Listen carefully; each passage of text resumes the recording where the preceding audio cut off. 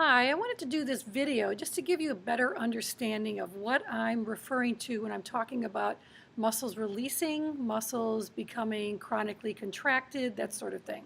Okay, so this is a very, very crude example, but I think it's going to get the point across. So imagine this is your bicep muscle, okay?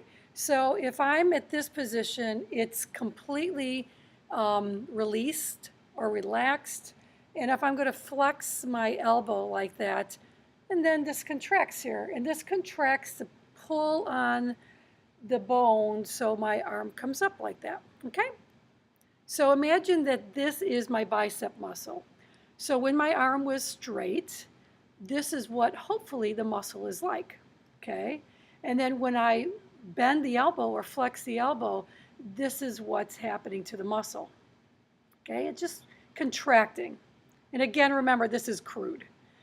So in a chronically contracted muscle, it will release some of the way, but there's still some contraction happening in there.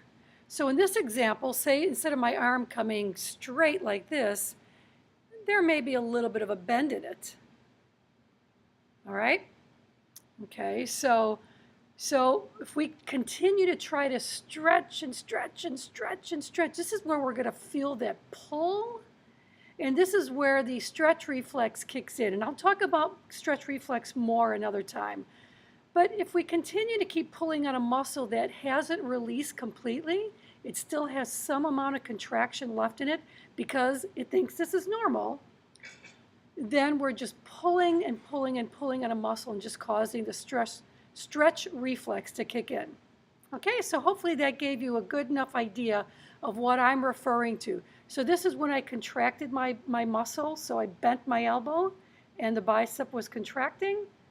And then when I straighten it out, hopefully it just released all the way. All right? Okay, so I look forward to your comments.